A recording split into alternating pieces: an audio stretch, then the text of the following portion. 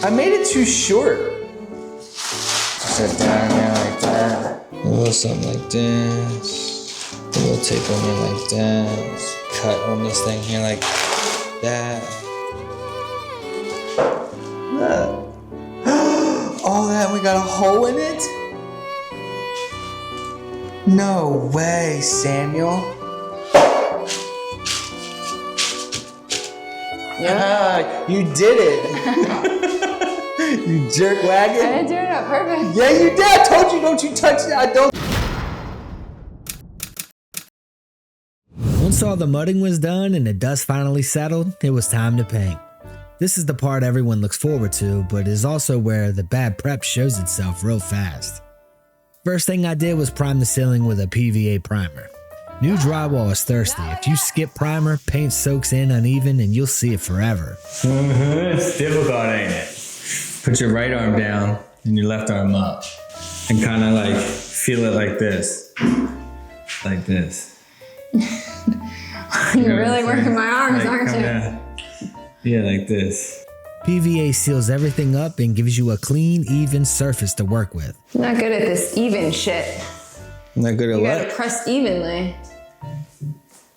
Old painters knew this back when paint was way less forgiving. Prep matters then and it still matters now.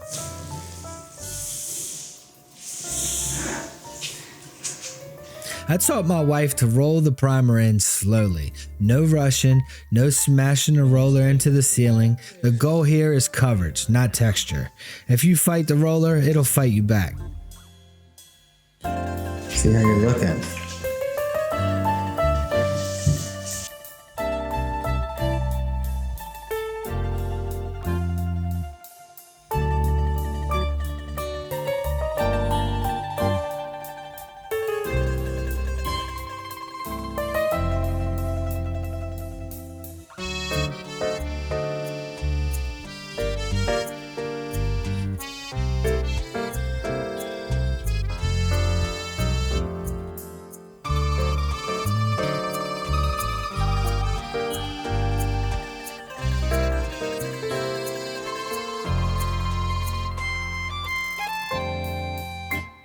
Once that dried, it was time for the ceiling paint. Ceiling always comes first. Anything that drips or splatters is going down, not up, so you knock this out before the walls ever get touched. I put my fingers right in the paint like an idiot. Ceiling paint is usually dead flat, which helps hide imperfections, but only if you apply it evenly.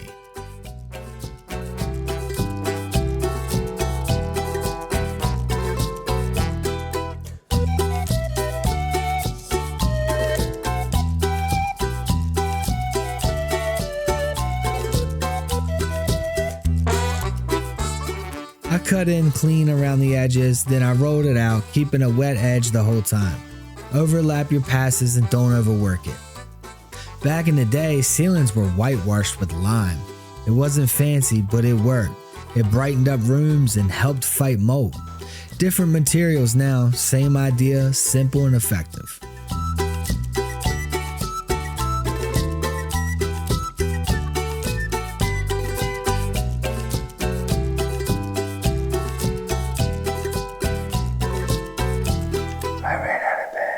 After the ceiling was finished and fully dried, I moved on to the walls.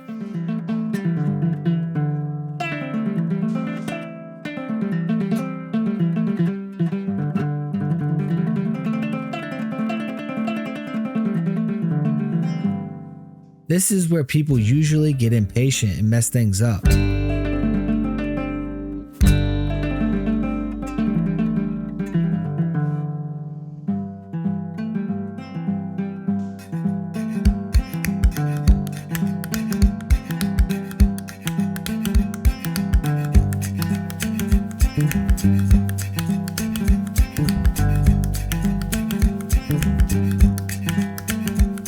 I started by cutting everything in first. Corners, trim, outlets, all of it. It takes time, but clean cut lines make the entire job look better. There's an old saying, brush where the roller can't, roll where the brush shouldn't. That still holds true.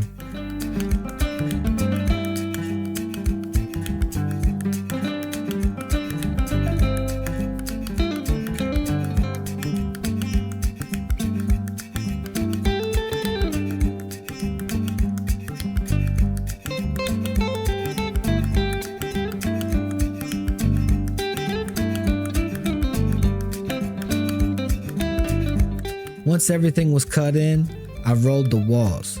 I load the roller, lay the paint on in a loose W, then smooth it out top to bottom. Even pressure the whole way. Let the roller do the work.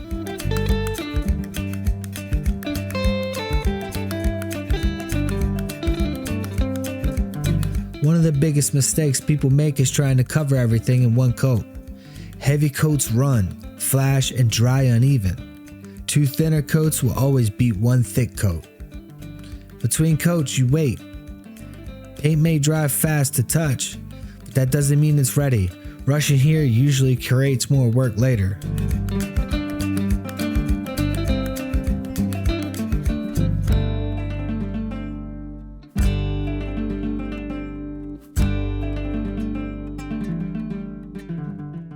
By the end of it, the room finally started to feel like a finished space. Paint doesn't just add color, it hides the small flaws, shows off clean work, and ties everything together. This is the payoff stage. Everything before this was set up. And that wraps up the painting phase of this room. In the next video, I'll be installing the lights, the flooring, and adding new electrical outlets. So this space really starts to come together. If you want to see how that turns out, make sure you subscribe and check out the next episode when it drops. As always, thanks for watching, and I'll see you in the next one. West side, white chicks. West side, white chicks.